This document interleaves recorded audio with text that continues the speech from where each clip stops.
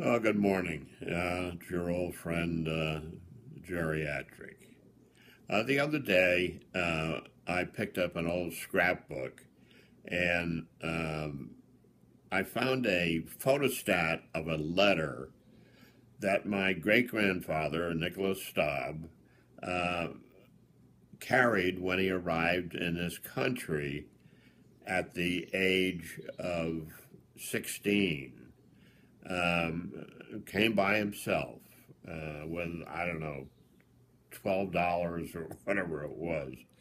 And this letter was like, to whom it may concern, that written by the mayor of Strasbourg, Alsace-Lorraine, who was French at the time.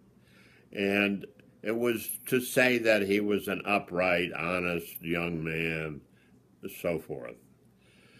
And I thought about, my God, if I had to do that, I couldn't do it. I mean, those people that came over here by themselves with very little money and uh, settled here and had families, etc. Uh, it just boggles my mind. But anyway, he arrived in New York City and ended up in the Pennsylvania coal mines for a short time, and then migrated to New Milford, Connecticut, where he went to work for John Peck, who had a big farm there, and eventually married the John Peck's daughter, Nancy Jane Peck.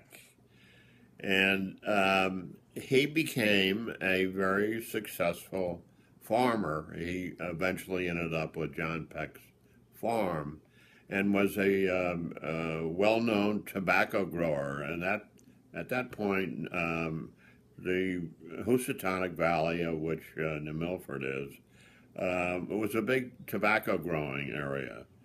And he, had warehouses. He marketed it, and also became interested in electricity, and was the one of the two or three people that built the Bulls Bridge power plant, which is still in operation on the Housatonic. And they made electricity to run the trolley cars in, I think it was Bristol and Waterbury. And he also had rights on the Housatonic, including Falls Village. Uh, but I think there was a downturn in the economy, and he had, the rights, but he had to keep paying whoever had the land, and wasn't able to keep it up. I mean, he still had the one in New Milford, which eventually became part of Connecticut Light and Power. But he also served 3 terms in the legislature, Connecticut legislature, and was became the senator from the New Milford area to the legislature for 2 terms, and then ran for comptroller of the state of Connecticut. And it was a disputed election when Morgan Bulkley was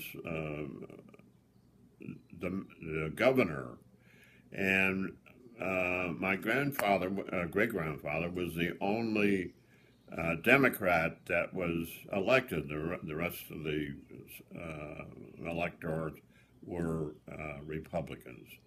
But anyway, he ended up serving as controller, and you think about, coming over here, didn't know the language, and ended up doing all these things. I mean, it just is amazing.